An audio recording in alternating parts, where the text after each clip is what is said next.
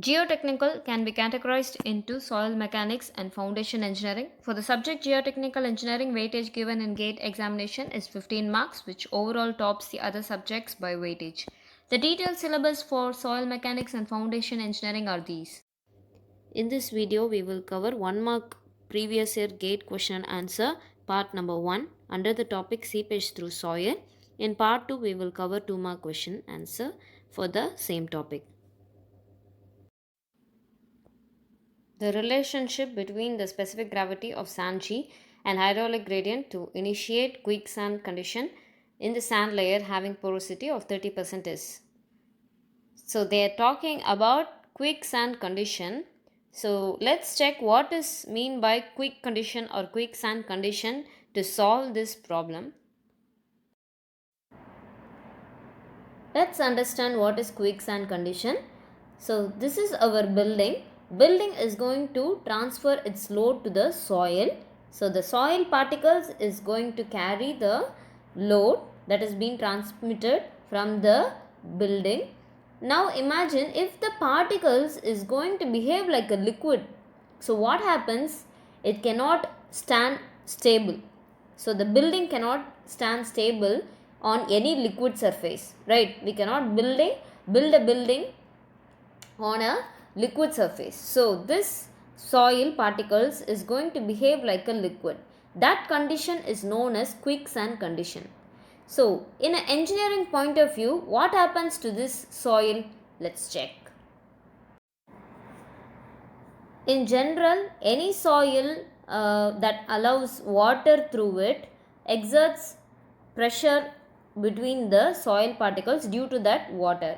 So, example, my enter is entering from one point and traveling for some distance, that is for L distance, but the quantity entered here is not going to be received the same amount on the other end, because due to some friction loss and other losses there will be loss of quantity.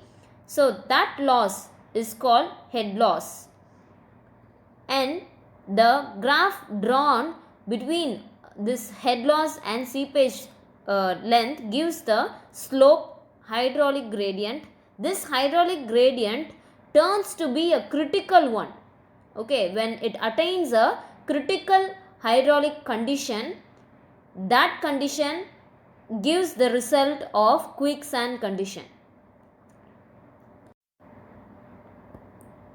In quicksand condition, it attains the normal hydraulic gradient becomes critical hydraulic gradient. We represent by I suffix C, and this IC has some formulas. Some formulas that going to help us in this in solving this problem are this. So IC critical hydraulic gradient has some relations. Our third relation is going to help solve this problem. So let's check by substituting the given in this particular third equation what we get. I have taken the third equation. In the question they have given porosity and specific gravity as it is capital G. Just keeping it and solving it, I will get this equation. So answer C option is the right one for us. For a saturated sand deposit, the void ratio and the specific gravity of solids are 0.70 and 2.67 respectively. The critical hydraulic gradient for the deposit would be, they are talking about critical hydraulic gradient. They are asking for critical hydraulic gradient value. They have given void ratio, so it is very well we can use this equation to find critical hydraulic gradient for this particular question. After substituting the G and E value in my equation, I will get my answer critical hydraulic gradient to be 0.98. Option B is right. Quicksand condition occurs when, option A, if you take and see, the void ratio of the soil becomes 1. No, it is not equal to 1.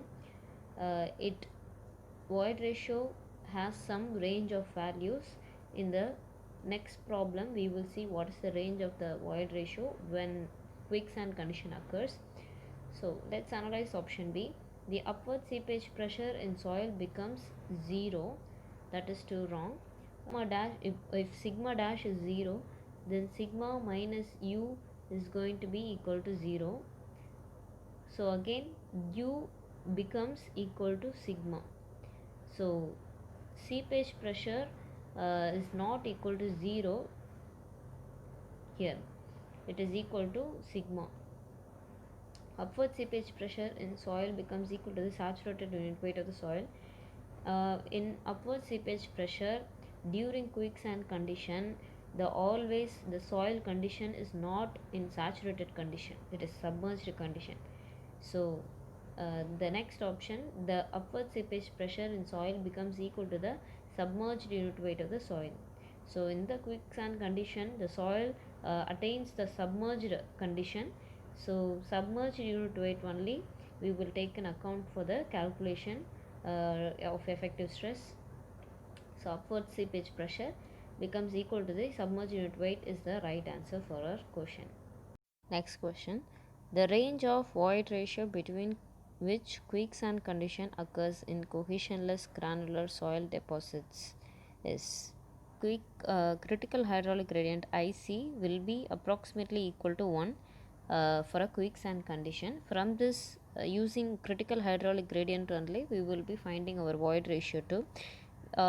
In the previous problems we also saw some formulas for critical hydraulic gradient. So to find void ratio we have this relationship.